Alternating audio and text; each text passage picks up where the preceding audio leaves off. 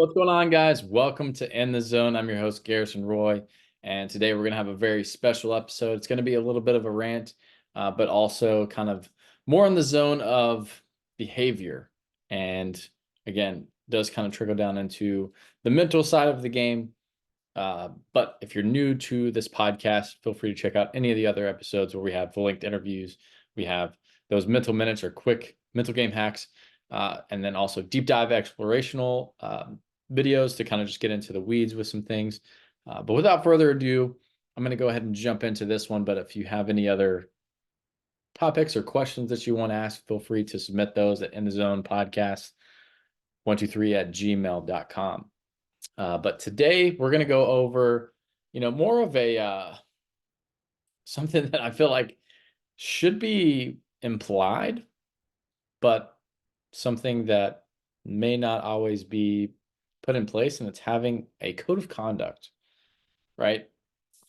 And this goes for not just the players, not just the coaches, but for the parents too. And I think obviously some of this is implemented in the travel ball setting, but more and more I'm seeing high school and college games, and some of this stuff is just kind of getting out of hand where I'm like, what is happening right now?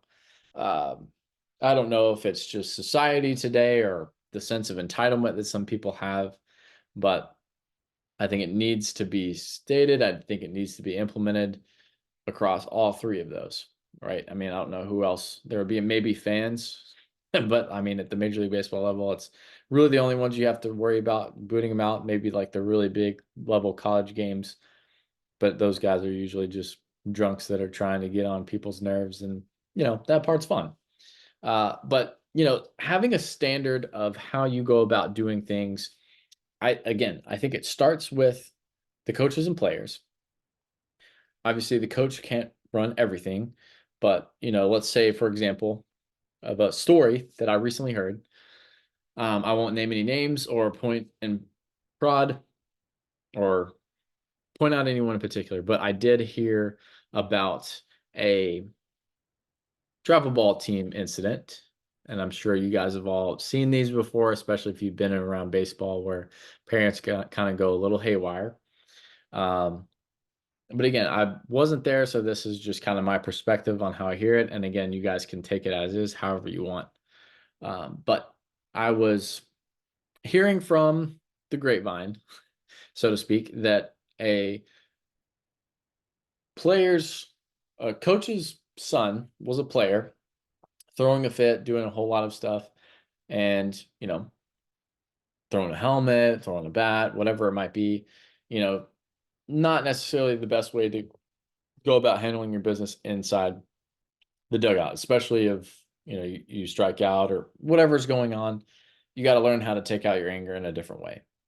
And I love my high school coach who always said this, where he's like, "Hey, if you can't do it with the bat, do it with the glove. You got to be able to perform at some capacity, or if you make an error on the field, make up for it with your bat." It's really all it comes down to. No one cares how big of a fit you pitch, or any of that. Just nonsense looking back, right? Like, even when you go back at yourself, maybe yourself, that you were one of those guys that go in and maybe pitch some of those fits. I've had spouts, like, we all do it. It's fine.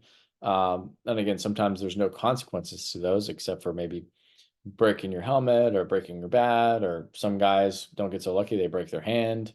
When they get really mad, go find a punching bag, I guess, right? But if you hear all that stuff happening, or even on the opposite side where maybe a parent's coming at a coach, and I've heard about these too, where parents coming at the coach saying, "Hey, you need to put my son in the game, or you need to do this, or blah blah blah blah." And again, most of the time coaches are going to put the players in that are going to help them win. Very rarely do they do that unless it is kind of a coach's son situation, like I heard about here. So what happened was this kid just kept throwing a fit, but then all of a sudden, as some of the other players started doing it, because they were like, "Oh, if he can get away with it, I guess I can do it too." Right? So that happens, and the coach starts yelling at the player that's not his son. to stop doing this, stop doing that. But he doesn't hold that same standard for his son. And of course, the other parent comes unglued, starts MFing the coach starts MFing him, right? Just back and forth, leads up to a whole little debacle where things just kind of get out of hand overall. And again, that's not how you want to really act in public, or even have that as in general, right? You shouldn't be, putting yourself in that position, or even have your kids, you have 10, 11 new players watching this happen. Like, that's a terrible example to set for anyone in any sport, in any thing in life, right? Regardless of whatever it is. There's no need to have all of that happen. And it's unfortunate that that team had to be, those coaches had to be coaches, and parent had to be pulled apart, and authorities get involved, things like that.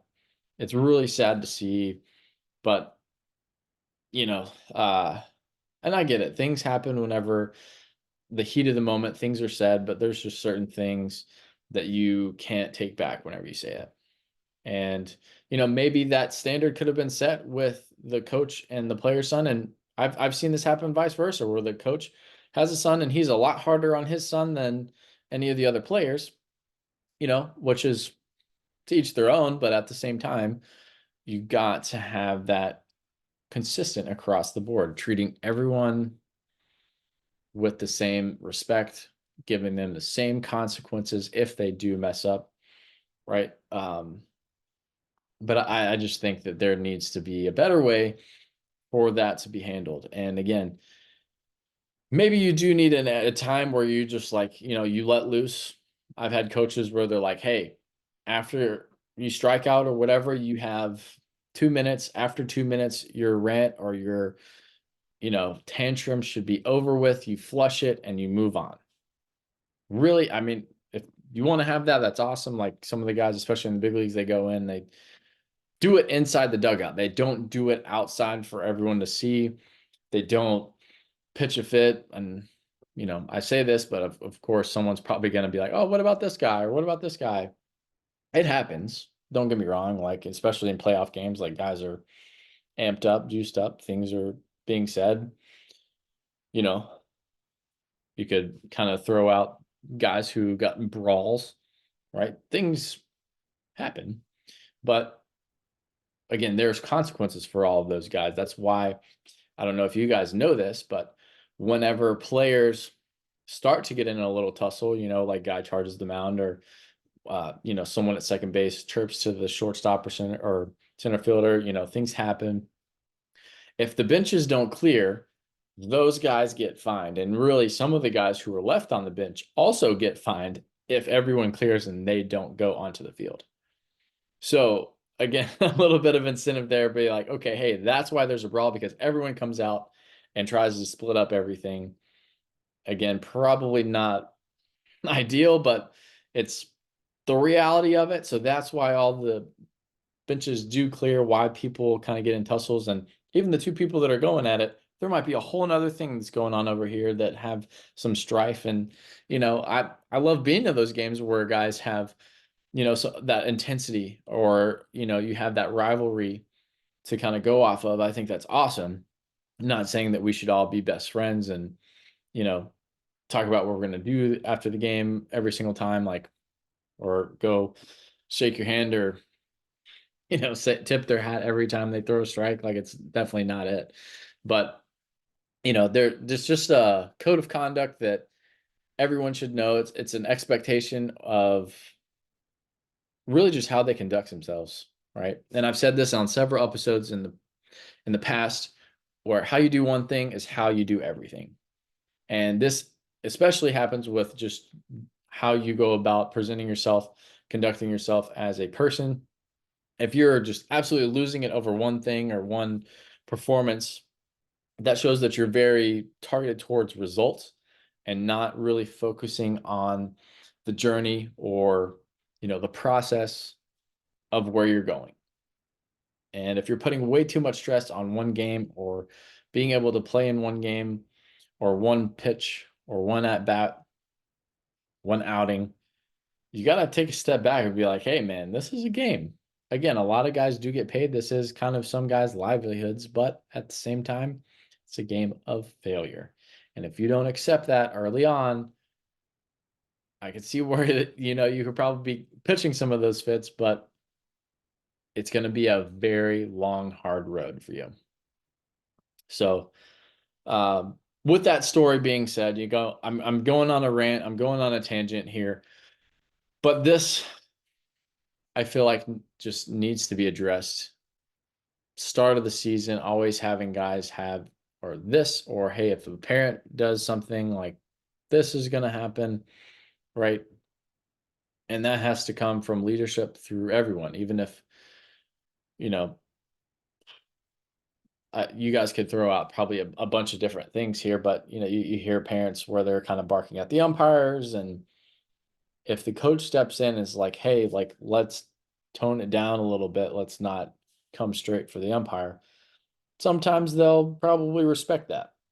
And I think the coaches do have a lot of pull towards how to conduct themselves with that. But if they start condoning it, or even for guys who may not be in fits, maybe they're talking bad about other players in the other dugout, there's trash talk that's always happening. But if they're really pinpointing a guy and just harping on him a whole lot, and the coaches are laughing along with them and, promoting it, I still don't think that's a great way to conduct yourself, right? Like, I get it. Yeah, talk trash, like have some general like bickering back and forth, but don't come for a guy saying that he's fat, or don't come for a guy like, oh, hey, four eyes, like, all the little school stuff. But when you're really riding him out in the entire game, or you start saying racist things, like that is not acceptable at all. I